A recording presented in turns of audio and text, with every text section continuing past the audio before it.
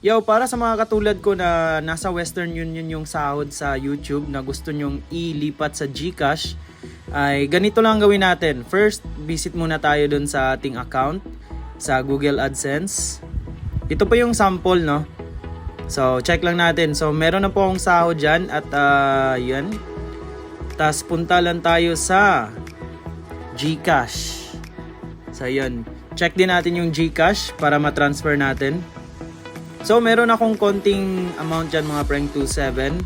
So, check natin kung papasok ba agad-agad. So, check muna natin yung balance mga prank. So, meron tayong balance dyan and kailangan natin yung number. Napaka-importante ng number. So, convert natin yung amount mismo sa Western Union para sigurado tayo kung magkano talaga yung ililipat natin na pera sa GCash. So, example na lang yung sa akin ngayon.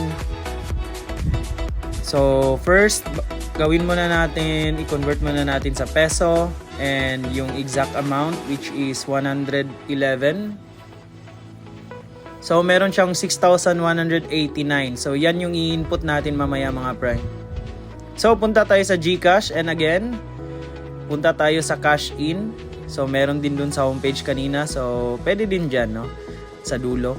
And next na gagawin natin mga prank is hanapin natin ang Western Union. Pwede nyong i-type para mas mabilis. So again, yung amount na sinearch natin kanina kung magkano yon, input lang natin agad.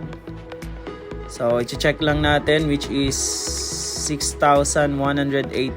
So yan mismo yung i-input natin siya sa expected amount. So 6,189.12, ayun, para sulit. And next is yung number. So napaka-importante mga prank, yung MTCN. So makikita nyo yan. Lagay lang natin 517. So input lang nyo yan. Napaka-importante niyan mga prank para ma-process agad. Country of birth, Philippines. Huwag kalimutan.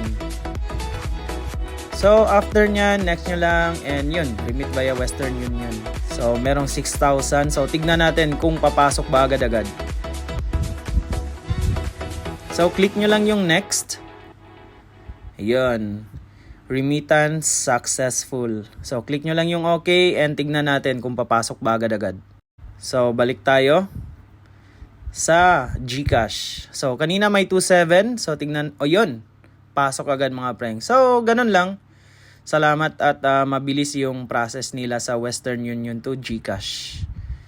And yeah, check natin yung transaction. Yan, makikita natin. So, may pumasok na 6,124 which is exact amount talaga. So, napaka-importante, convert nyo muna bago nyo input para sakto talaga yung conversion rate. Yun. Maraming salamat sa panonood. Sana nakatulong ang video na to. Yuhu!